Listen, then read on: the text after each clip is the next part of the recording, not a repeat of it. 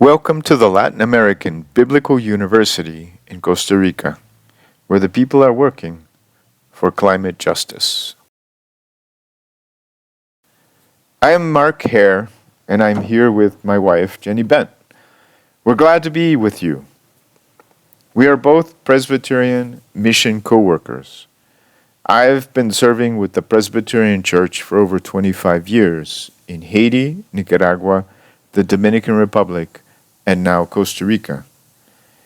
Jenny has officially been a mission co-worker for 12 years, 8 years in the Dominican Republic, and 4 years in Costa Rica. In January of 2020, we came here with our daughters Kayla and Anika to serve with the university. The university is located in central Costa Rica, just east of the capital, San Jose. UBL are the initials of the name of the seminary in Spanish, Universidad Bíblica Latinoamericana. What is the Latin American Biblical University? It's many things. First of all, it is a historical seminary. It has been educating church leaders from Central and South America for over 100 years. Also, the UBL is ecumenical. It serves students from the Catholic Church as well as many different Protestant denominations. The UBL addresses environmental, social, and gender issues in both its theological and pastoral work. Finally, the UBL is committed. It demonstrates in practical ways care for the earth and commitment to climate justice. Why is the UBL working for climate justice? The people there have felt the call to denounce all forms of injustice perpetrated by humanity against creation and to work for creation's renewal. This photo is from the territory of the Mayagna people, an indigenous group in Nicaragua that is fighting hard to protect their land, biodiversity, and culture. The reality is our planet is suffering. Our planet is a superliving organism. Global warming is a tangible and measurable symptom that shows that this superbeing is sick. Specifically, this NASA video demonstrates temperature measurements collected over the span of a century. It is obvious that Mother Earth has a high fever.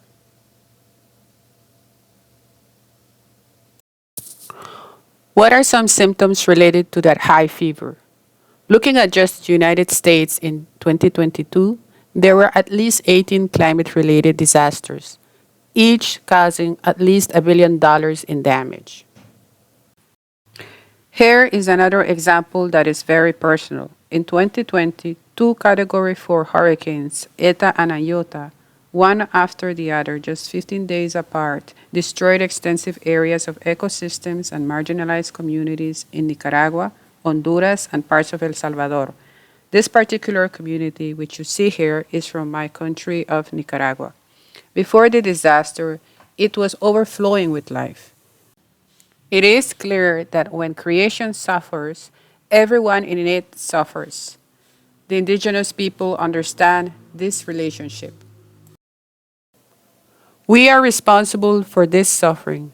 The governments of the world, numerous international organizations, and virtually the entire scientific community agrees that climate change is the direct result of the carbon dioxide and methane that our global society is releasing into the atmosphere. This graphic illustrates how climate has changed for the generation born in 1950 and how much it will continue to change for those born in 1980 and 2020, based on what we do now. The darker the red, the hotter the world will get. Our actions and our inactions have consequences. This is particularly pertinent for those of us living in the United States. In 2022, we in the United States were responsible for emitting nearly 5 billion metric tons of carbon dioxide into the Earth's atmosphere. With only about 4% of the global population, we produce 14% of the globally emitted CO2. Those of us with more access to resources are causing most of the planetary damage, affecting billions of people who are the least responsible for that damage. This is an injustice.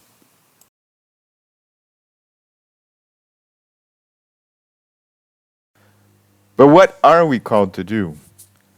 The marine biologist Ayanna Elizabeth Johnson said this: to address the climate crisis, the all encompassing challenge requires that we not just change or adapt, but that we transform society from extractive to regenerative.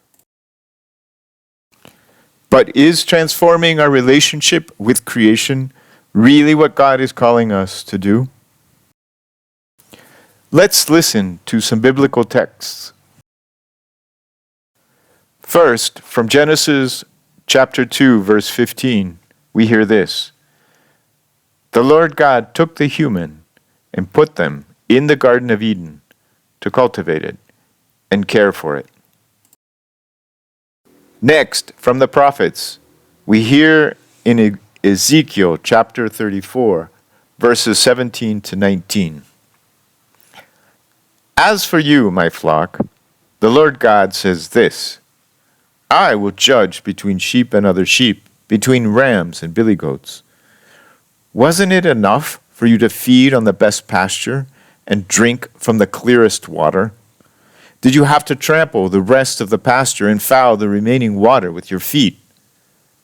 So, now, my sheep eat what you have trampled with your feet, and drink water fouled by your feet.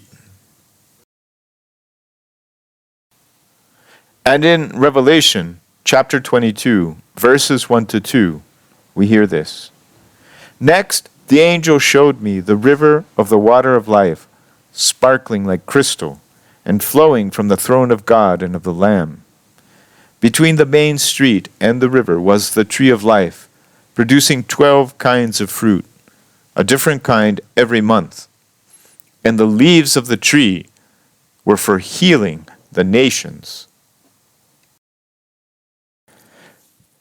God clearly loves God's creation, including us.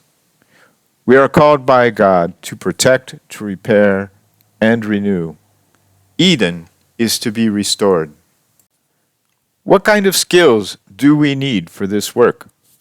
Ayanna Johnson again. It is a monumental task. It requires an expansive sense of possibility, on harnessing our imaginations and our creativity. Mark and I are members of the Green UBL team. The folks at the university specifically focus on harnessing our collective imagination and creativity. Together, we are helping put ourselves and the university on a path of transformation from a society that reduces life to one that generates more life. How are we doing this? How is the UBL both caring for creation and advocating for climate justice? We are applying our creativity in three main areas: academics and worship, best ecological practices within the university, and finally, through outreach to communities around us. In academics, we promote and help create climate justice content for coursework and for the UBL's regular worship services. For example, our friend and PCUSA colleague, the theologian Dr. Carla Cole, teaches courses on climate justice, including one titled Apocalyptic Scripture in a Time of Climate Change. As a team, we put together worship services 3 or 4 times a year that weave environmental themes together with biblical texts. This past September, our service also included a theme of indigenous spirituality. The UBL also focuses on following best ecological practices for a sustainable institution. This includes producing their own solar energy. In 2022, UBL solar panels provided slightly more electricity than the institution consumed. In September of 2022, the UBL installed a small system for collecting rainfall to use for laundry. Based on the previous month's water consumption, the system saved something like 16,000 gallons of water in just 3 months in 2022. The situation in 2023 was more complicated, but it looks like we saved around 42,000 gallons of water. The UBL has also established a policy of becoming a paperless university.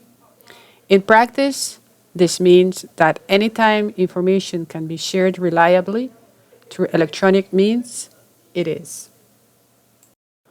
Finally, the Green UBL team is focused on improving our recycling practices.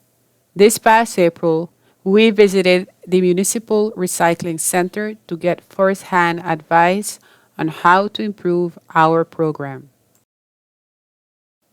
In the Green UBL team, we have been working particularly hard in our outreach to community.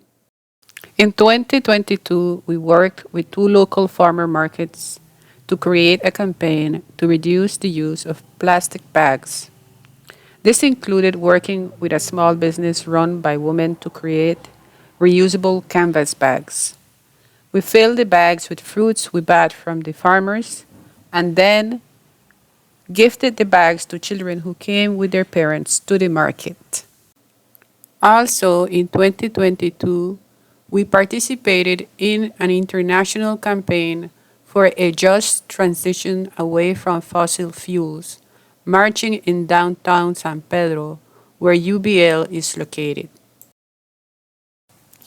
In other outreach work, a team of four of us from the UBL worked for almost 2 years on environmental issues together with the pastor and congregation from a small church in a community called El Alto de Carmen.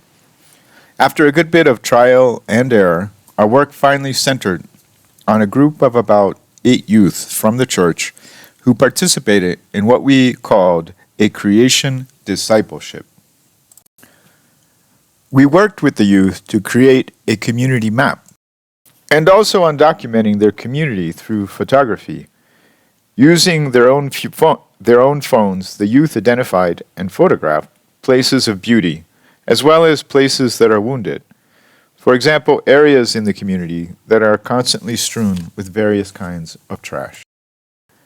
We printed the photos, and then the youth placed them on the map in the approximate position where they had actually taken their photo, creating a graphic representation of the gifts and the wounds and their community, as well as holding up their capacities as photographers. The youth in the Creation Discipleship program also helped create and maintain a small church garden in a space approximately 10 feet by 20. Then, they tested a new recipe using herbs and leaves from the church garden, as well as from the gardens at the UBL. The youth documented this experience with video, which they edited and then published to YouTube. Finally, in October of 2023, we went together with the group of youth to explore the forest at a nearby municipal park. It was a beautiful celebration of all of the work that we had done together. One of our biggest successes in our community outreach this past year was the community garden that the Green UBL team established on about 1,200 square yards of land that the UBL has immediately adjacent to the main campus. Since 2018, the Green UBL team had a dream for this space, but it wasn't until an international volunteer, David Mamani, came in January of 2022 that dream started becoming a reality. David had so much energy and enthusiasm for the idea of this garden that we couldn't help but get excited as well. In March and April of 2022, we held our first workshops with the local scout troop. The young scouts planted our first medicinal plants in the round garden that we had created with David Mamani's help. This type of design is a kind of mandala. In November of 22, we held our first major event in the garden with invitations to an extensive part of the surrounding community called Cedros. A really good group of people responded, and the community part of the garden began to take off. As we worked with participants in the garden in 2023, they learned step by step the techniques for successful gardening, including composting, caring for redworms, and using the special compost that redworms provide, learning to create vertical gardens from repurposed materials such as used pallets and old gallons, and perhaps most importantly, learning how to really water the garden well to keep the plants healthy and growing and productive. One really fun part about working in Sunflower's garden in 2023 was the participation of people of all ages, from adolescents and even younger to older adults. A more structured part of the learning process were 10 different workshops that we held over the course of the year. One of these was a medicinal plant workshop, where we focused on rescuing and enriching traditional practices of using medicinal plants as part of an integrated health. In the workshop, participants both learned about the plants and learned some simple, concrete ways to use them. For example, from Jenny, they learned how to create a skincare product using aloe and lavender from the garden.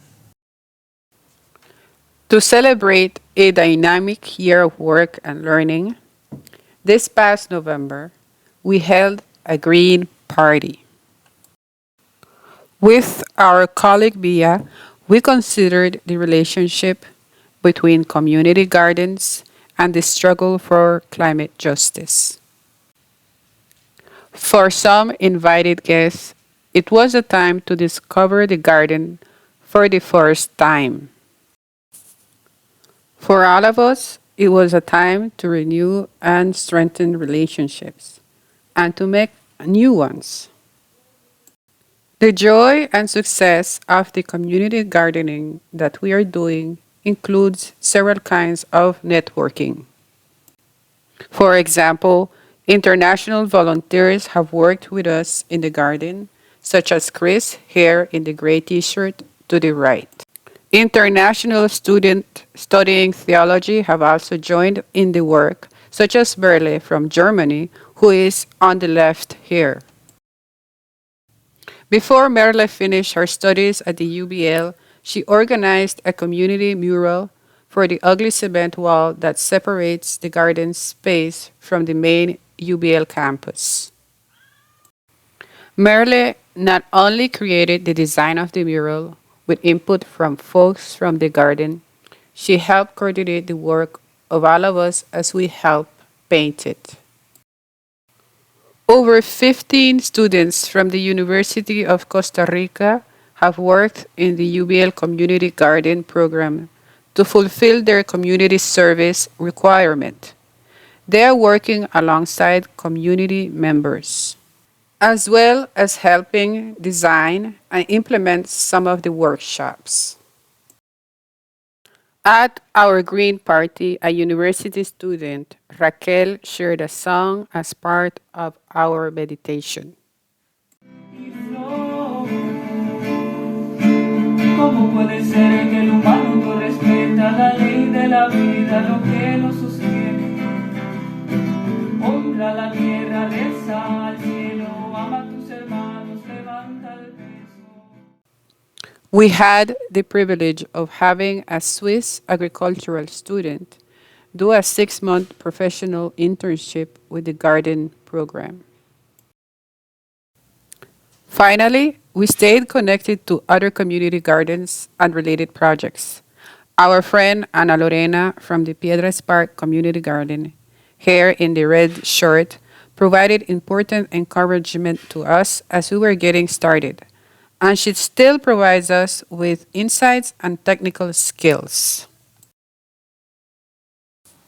Through academics and worship, best practices, and outreach to communities, the UBL, with leadership from the Green UBL team, is summoning an expansive sense of possibility and harnessing our imaginations and our creativity to renew and repair our relationship with creation. As you end your time with us, we have two questions we would like you to reflect on. The first is, what are some of the things that you are already doing as a congregation and as individuals to renew and repair your relationship with creation? The second question is, what are we doing at the UBL that interests or excites you? What would you like to know more about? We would also like to share this contact information with you. Jessica Modlin is the Associate for Sustainable Living and Earth Care Concerns in the Presbyterian Hunger Program in Louisville. Jessica is an excellent person for providing new ideas and resources, and for connecting you all with other people and congregations that have committed themselves to this journey. Finally, here are a few of the sources for the information and ideas that we've shared with you today. We hope that you are excited about the possibility of true climate justice and of Eden renewed and restored.